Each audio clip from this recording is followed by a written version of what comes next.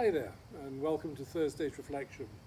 I'm going to be taking a reflection today from Acts chapter 8, verses 26 to 40. So let's have a look and see what it says.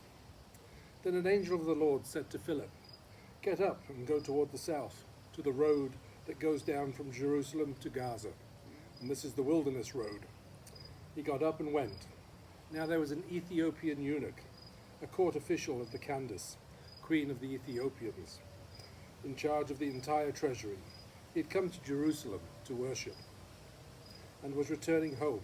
Seated in his chariot, he was reading the prophet Isaiah.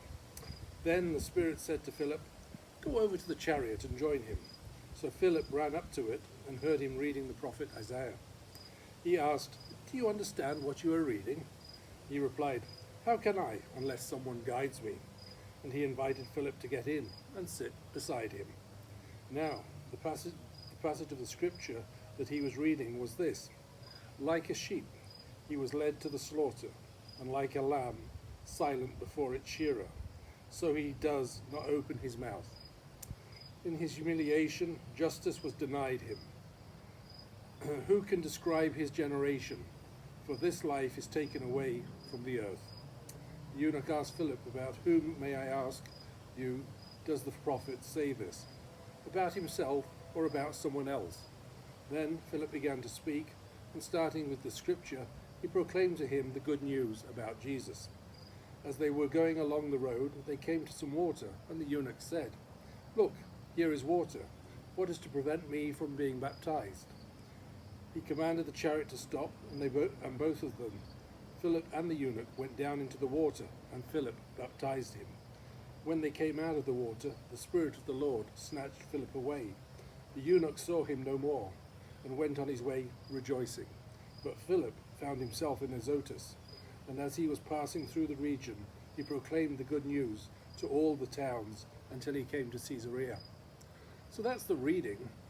I'm not actually going to pick out just a couple of verses, because what I want to do is to actually just take the whole thing in a nutshell and look at it from the perspective of evangelizing.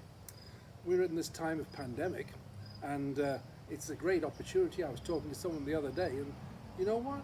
People find it easier to evangelize, to tell someone today about going onto our website, to going on to actually having a look at what we actually do on a Sunday service or Bible study or children's focus. There's lots of opportunities that we actually have the opportunity to actually go out there. So what you can actually do is just think about the people that you know. And evangelizing, okay, is not saying come to church, but hey, you know what? There's this great service that we have on a Sunday and things like that, you know, and you can actually just evangelize by saying, why not join in the Bible study? How about, without doing anything, look at the children's focus? So that is my thing to you today. It's a matter of evangelizing, taking this opportunity as we meet people and are moved by God or not moved by God. Excuse me, not moved by God, but to actually just go out there and talk to people and let them know about it. That's all my messages for today. Thank you.